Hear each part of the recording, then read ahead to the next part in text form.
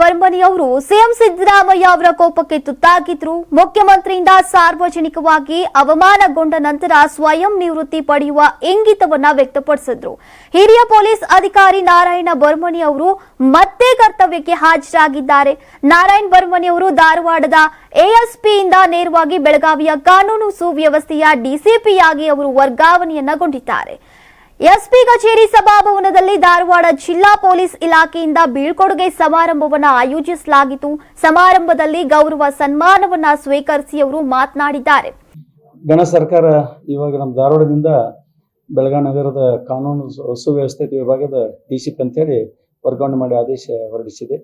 ಸರ್ಕಾರ ಕಟ್ಟೋ ಜವಾಬ್ದಾರಿಯನ್ನು ನಮ್ಮ ಹಿರಿಯ ಅಧಿಕಾರಿಗಳ ಮಾರ್ಗದರ್ಶನದಲ್ಲಿ ಮತ್ತು ಎಲ್ಲ ನಮ್ಮ ಜೊತೆಗೆ ಎಲ್ಲ ಸಹೋದರ ಅಧಿಕಾರಿಗಳು ಮತ್ತು ಸಿಬ್ಬಂದಿಯವರ ಸಹಕಾರದಿಂದ ಎಲ್ಲ ಮುಖಂಡರ ಸಲಹೆ ಸೂಚನೆಗಳು ತಗೊಂಡು ಬೆಳಗಾವಿ ನಗರದ ಕಾನೂನು ಸುಸ್ಥಿತಿ ವಿಭಾಗದಲ್ಲಿ ಅತ್ಯಂತ ಹೆಚ್ಚಿನ ನಿಷ್ಠೆಯಿಂದ ಕೆಲಸ ಮಾಡುವಂಥ ಜವಾಬ್ದಾರಿ ಸರ್ಕಾರ ಕೊಟ್ಟಿದೆ.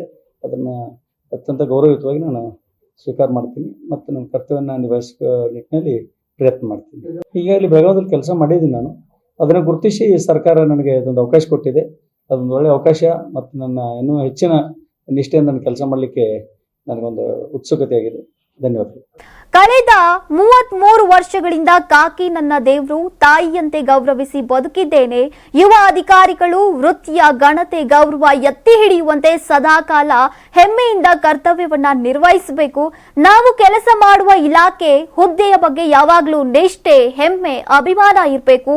ಪೊಲೀಸ್ ಇಲಾಖೆಯ ಧ್ಯೇಯ ವಾಕ್ಯ ದುಷ್ಟರಿಗೆ ಶಿಕ್ಷೆ, ಶಿಷ್ಟರಿಗೆ ರಕ್ಷಿತರಹ ನಮ್ಮ ವೃತ್ತಿ ಬದುಕು ಇರಬೇಕು ಎಂದಿದ್ದಾರೆ. ಧಾರವಾಡದಿಂದ ನಿಮ್ಮೆಲ್ಲರ ಪ್ರೀತಿ ವಿಶ್ವಾಸದ ಮೂಟೆಯನ್ನ ಹೊತ್ತು ಓಡ್ತಾ ಇದ್ದೇನೆ.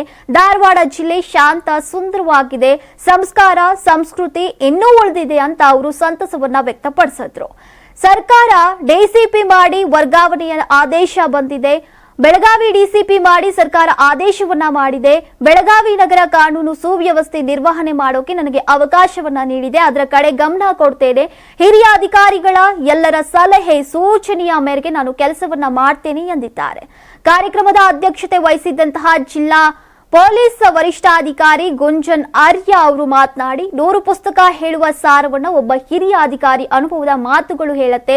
ಹಿರಿಯ ಪೊಲೀಸ್ ಅಧಿಕಾರಿ ನಾರಾಯಣ ಬರ್ಮನಿ ನಮ್ಮ ಪೊಲೀಸ್ ಇಲಾಖೆಯ ಒಬ್ಬ ಹೆಮ್ಮೆಯ ಪುತ್ರ. ಅವರ ಸೇವೆ, ನಡವಳಿಕೆ, ಕರ್ತವ್ಯ ನಿಷ್ಠೆ ಮತ್ತು ಕರ್ತವ್ಯ ಪ್ರಜ್ಞೆ ಎಲ್ಲರಿಗೂ ಮಾದರಿಯಾಗಿದೆ ಎಂದರು.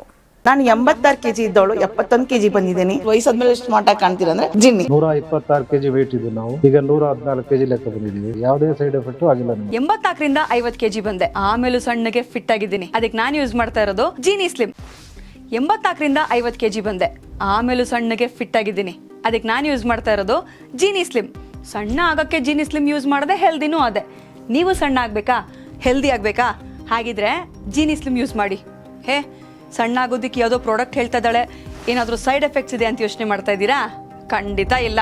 ಯಾಕಂದ್ರೆ ಇದು ಕೆಮಿಕಲ್ ಫ್ರೀ. ಸಣ್ಣ ಆಗಬೇಕು ಅಂದರೆ ಜೀನಿ ಸ್ಲಿಮ್ ಯೂಸ್ ಮಾಡಿ. ಹೆಚ್ಚಿನ ಮಾಹಿತಿಗೆ ಕೆಳಗೆ ಡಿಸ್ಪ್ಲೇ ಆಗ್ತಿರೋ ನಂಬರ್ಗೆ ಕಾಲ್ ಮಾಡಿ.